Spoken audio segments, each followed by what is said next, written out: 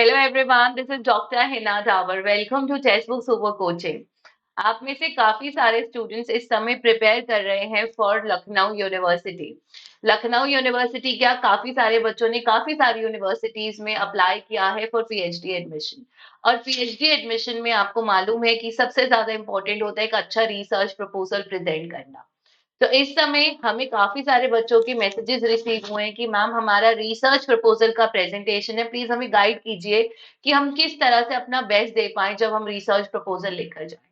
तो पहला सवाल आता है कि रिसर्च प्रपोजल प्रिपेयर करने के लिए आपके स्टेप्स क्या होते हैं।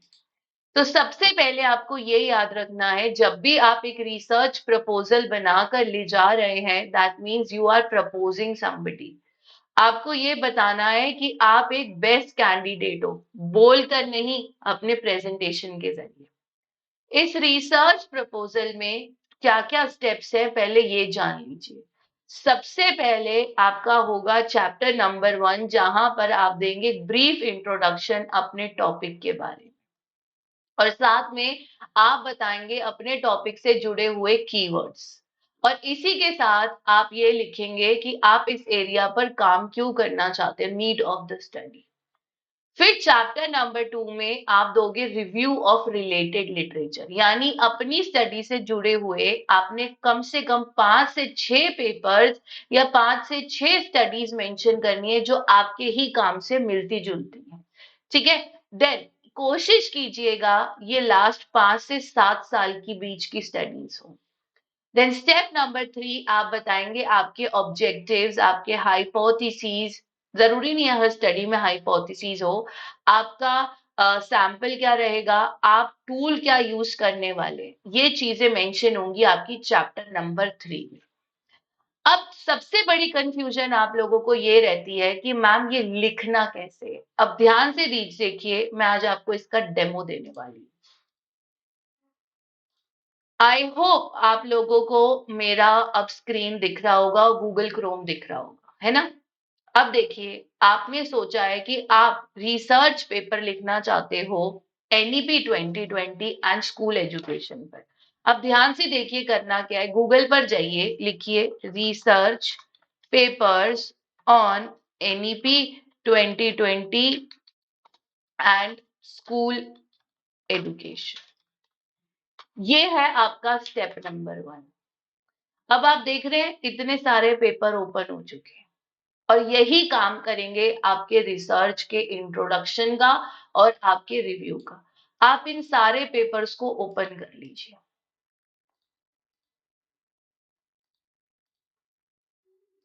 एक एक करके मैंने ये सारे पेपर ओपन कर लिए, बिकॉज ये सारे पेपर मेरे लिए काम आने वाले हैं। जो नहीं आएगा उसको हम हटा देंगे। तो देखिए, पहली स्टडी जो आपको मिली है वो आपको मिली है कि ग्लोबल एजुकेशन से जुड़ी हुई स्टडी है एनईपी 2020 से। लाइक फॉर एग्जांपल, अब ये हमारे पास रिसर्च पेपर है। अब आपने इस रिसर्च पेपर में देखा कीवर्ड्स कौन से हैं जो आपने जिस एरिया पे आप काम कर रहे हो, एनईपी 2020 और हायर एजुकेशन। अब आप नीचे जाएंगे, यहां पर आपको मिल जाएगा रिव्यू ऑफ लिटरेचर, यानी इन्हीं स्टडीज में से आपको अपने लिए रिव्यू ऑफ लिटरेचर मिल जाएगा कि आज से पहले इस एरिया में क्या क्या काम हुआ और किसने काम करा। अब आपका टॉपिक था हायर एजुकेशन और एनईपी 2020, ठीक है। अब आज से पहले अगर आप देखें तो कल्याणी पवन ने भी किस पर काम किया है, एनईपी 2020 और हायर एजुकेशन पे। उन्होंने क्या काम किया ये पूरा उन्होंने मेंशन कर दिया। आपके लिए हो गया पहला रिव्यू। इसके बाद आपने देखा झा ने भी काम किया है एनईपी 2020 में। क्या काम करा, ये उनका काम था। फिर सूर्यवंशी जी ने भी 2020 में एनईपी 2020 पे काम करा है। कुमार जी ने भी काम किया। ये पांचों आप उठा के अपने रिव्यू में लिख सकते हो कि इन लोगों ने ये काम करा और इसमें मुझे ये कमी लगी, इस पर अब मैं काम करना चाहता हूँ। और यहीं से आपके लिए अपना इंट्रोडक्शन भी रेडी हो जाएगा कि एनईपी 2020 आया कैसे, एनईपी 2020 का बैकग्राउंड क्या था, और आपको ये भी हेल्प मिल जाएगी कि इन्होंने क्या टूल यूज करा है, तो आप अपनी स्टडी को किस तरह से आगे लेके जाएंगे। हमें इनका कॉपी नहीं करना, लेकिन आप अपने लिए इंट्रोडक्शन और रिव्यू रेडी कहां से करोगे। रेडी करने के लिए आपके पास कम से कम 5 से 6 रिसर्च पेपर्स होने चाहिए, उस एरिया से मिलते जुलते जिस पर आप काम करना चाहते हैं। अब ये है कि स्टडी है एनईपी 2020 हायर एजुकेशन में अगर हम लेकर आए हैं तो उसके इश्यूज और चैलेंजेस क्या है, जबकि यहाँ की स्टडी ने क्या कहा कि एनईपी 2020 और हायर एजुकेशन के अंदर आपका रोड मैप क्या। तो जब आप किसी चीज को अप्लाई करेंगे तो इश्यूज और चैलेंजेस दोनों आएंगे।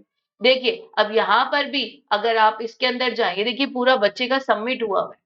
अगर आप देखें तो यहाँ पर जाके बच्चे ने पूरा इंट्रोडक्शन क्या यूज करा, आपको वो हेल्प मिल जाएगी, आपको अपना इंट्रोडक्शन रेडी करने में आसानी होगी, क्योंकि आप इसका कॉपी नहीं कर रहे हो, आप इसकी हेल्प ले रहे हो। ठीक है, आपने कॉपी कुछ नहीं करना, आपने देखना है उन्होंने किस तरह से लिखा है, उसके बाद आप उसको अपने वर्ड्स में प्रेजेंट करेंगे। देखिए कितना सुंदर इस बच्चे ने पूरा एक्सप्लेन करा है कि एनईपी 2020 में पूरा बैकग्राउंड क्या है, फिर उसने ये बताया कि मेरी स्टडी का टाइटल क्या है, देन मेथोडोलॉजी के लिए उसने डेटा में कौन से डेटा यूज करा है, क्या क्या सैंपल यूज करा है और उसकी लिमिटेशंस क्या है।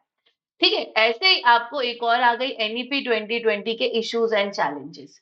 इसी तरीके से आपने देखो पूरी पॉलिसी का ब्रीफ रिव्यू दिया। अब आप किस पर काम करना चाहते हैं, आपको सिर्फ गूगल पर जाना है और उस टॉपिक का नाम डालना है research papers on artificial intelligence in school education. आ गया। देखिए artificial education, systematic review on research of artificial intelligence for education. अब काफी बच्चे आईसीटी में आर्टिफिशियल इंटेलिजेंस पर काम करना चाहते हैं। आगे आपके पास पूरा डेटा अवेलेबल। ठीक है, अब आपको इसको यूज करना है अपने लिए प्रपोजल रेडी कर। ऐसा कोई भी बच्चा इस दुनिया में नहीं है जो पूरा प्रपोजल अपने आप से अपने दिमाग से बना लेगा। आप रिव्यू तो करोगे, रिव्यू के लिए डेटा कहां से लाओगे।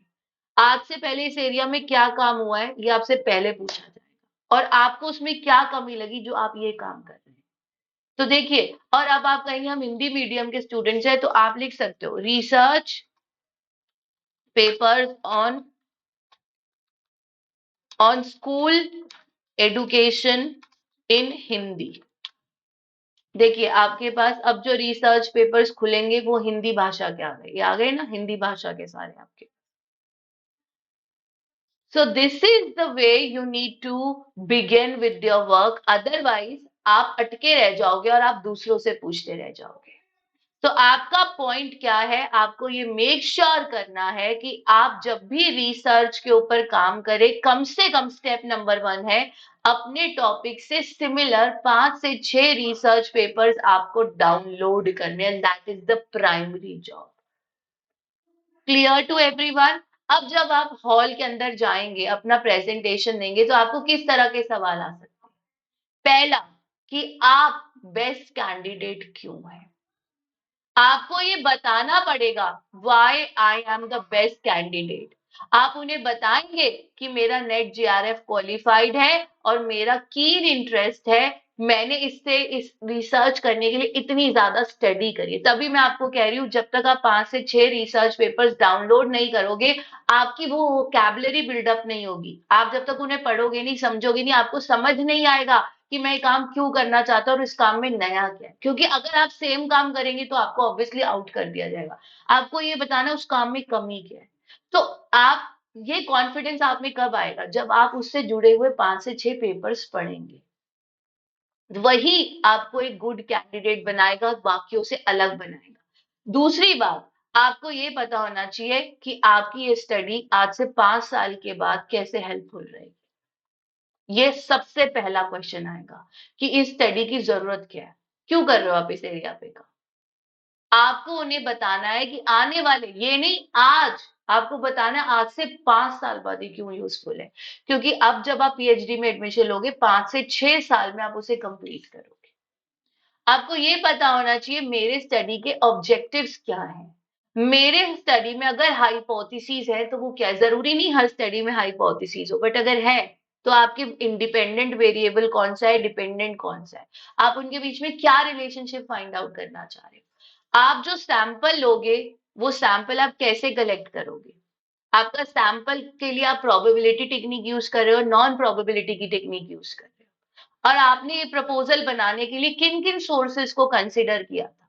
ये जो रिसर्च पेपर्स आपने पढ़े हैं, ये रिसर्च पेपर किन ऑथर्स के थे? आपको ये नाम भी याद होने चाहिए कि मैंने इस रिसर्च ऑथर का पेपर पढ़ा है और ये मुझे इसलिए अच्छा लगा है। क्योंकि ये मुझसे भी पूछा गया था कि मैम आपने ये जो पेपर लिख के लाई हो, आप जो प्रपोजल बना के लाए हो, आपने किस किस किस स्टडी को रेफर किया है? तो आपको ये पता होना चाहिए मैंने कौन से 5-6 रिसर्च पेपर्स डाउनलोड करे, उनके ऑथर कौन है, उनके पब्लिशर कौन है और उनकी रिजल्ट्स क्या थे। आपको अपने रिसर्च प्रपोजल से जुड़ी हुई हर बात पता होना चाहिए कि आप कौन सा टूल यूज करेंगे। इस टूल में आप पैरामीट्रिक लगाने वाले, नॉन पैरामीट्रिक लगाने वाले, आप डेटा कलेक्ट करने के लिए कौन से शहर में जाने वाले। आई होप अब आपको ये क्लियर होगा कि आपको एग्जैक्टली करना क्या है। तो स्टेप नंबर 1 आपका क्या है? स्टेप नंबर 1 है 5 से 6 पेपर्स डाउनलोड कीजिए और उनको स्टडी कीजिए और फिर उन पेपर्स की हेल्प से इंट्रोडक्शन को रेडी कीजिए, उनके सारे रिव्यूज को अपने रिव्यूज में ऐड कीजिए। आप हर स्टडी को अपने रिव्यू में ऐड कर सकते हो एंड देन डिसाइड कीजिए why I am doing this study, what is the need of the study, and तभी आपका बेस्ट टॉपिक सामने निकल कर। तो आई होप आपके लिए इंफॉर्मेशन हेल्पफुल होगा। और अगर आपने इसी तरह की और भी जानकारी और ऐसी और भी वर्कशॉप्स हम अपने हर स्टूडेंट के लिए करते हैं जो हमारे पेड बैच में हमारे साथ जुड़ा है। अगर आप हमारे साथ जुड़ना चाहते हैं तो अभी ये मौका गया नहीं है, हिनाडी कूपन कोड यूज कीजिए और 25% एक्स्ट्रा डिस्काउंट पाइए।